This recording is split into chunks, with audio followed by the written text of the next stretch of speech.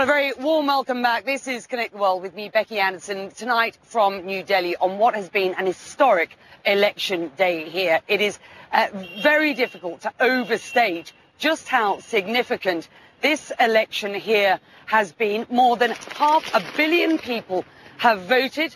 The BJP has won. There is a man known as Mr. Narendra Modi, the former, well, soon-to-be former chief minister of a western state here, known as Gujarat. He will most likely take the country forward into a new era. And what he does will affect what is this huge $2 trillion economy and how India is seen on the international stage. Well, for more on Modi's apparent victory, I'm joined now by Sambit, Patra, a spokesperson for the BJP. Come and join me, sir. Firstly, congratulations on what is clearly an historic day. I mean, the Congress party led by Rahul Gandhi, or Sonia Gandhi, his mother, has been in politics here since independence, run this country for most of that time, and now it's your turn.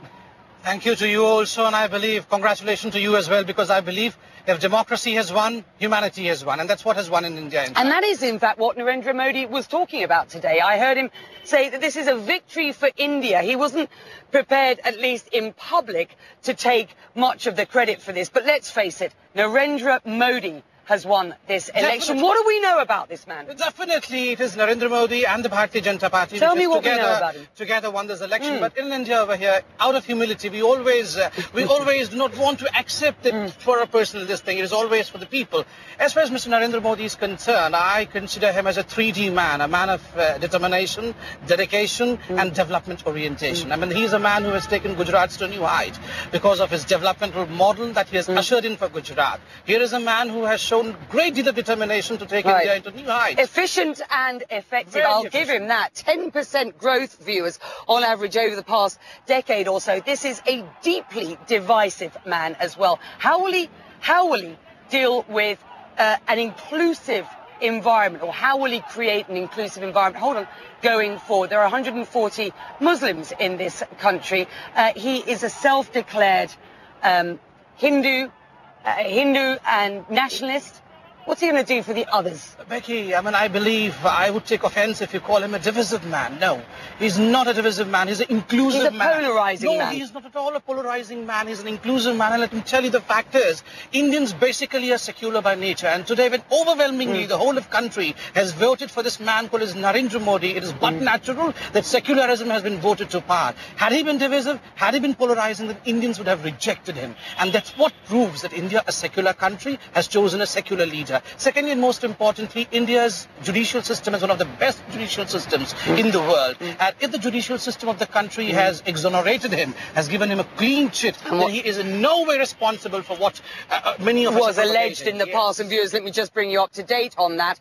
This is a man who in 2002 was accused, or sometime afterwards, was accused of overseeing the anti-Muslim riots in his home state. He has always vehemently denied that. He has, though, had his US visa revoked as a result of that in 2005.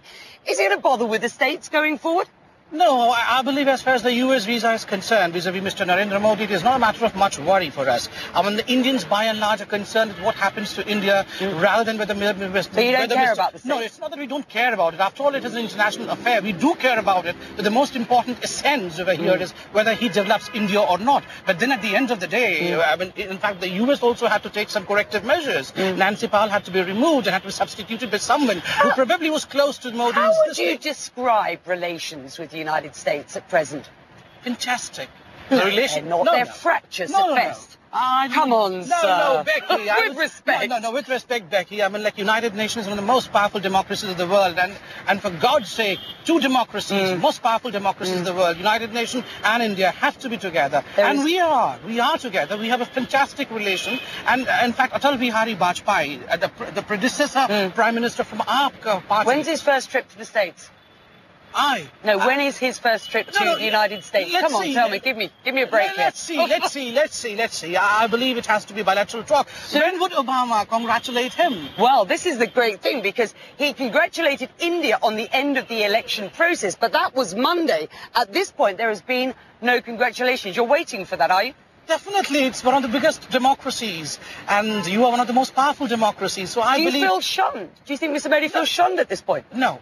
Right now, Mr. Modi concerns are to address the, inflation, the economy of this country, and there are other pressing issues. So Does I believe. His pride hurt slightly? No, not at all. Why should the pride hurt? He's looking after the pride of 125 million Indians. More than, I believe that's the most important issue. I've been fascinated to see that. I think the second person to congratulate Mr. Modi today on what will be the leadership of the country going forward was Nawaz Sharif, the president of Pakistan. Now, where does that set things? No, definitely. Look, I was saying, the predecessor prime minister from NDA, or the Bharatiya Janata Party, was Atal Bihari Vajpayee, and a famous saying that Atal Bihari Vajpayee had said, that you can change your friends, but you cannot change your neighbors. So to have a good relation, a working relationship with your neighbors is one of the most essential parts of democracy. Know your friends, know your enemies better is also a great phrase. You have to have a workable relationship, and the first one to congratulate was from Bangladesh, and the second one to congratulate was from Pakistan. It shows that we have to have good ties, and that's what Mr. Narendra Modi is going to do.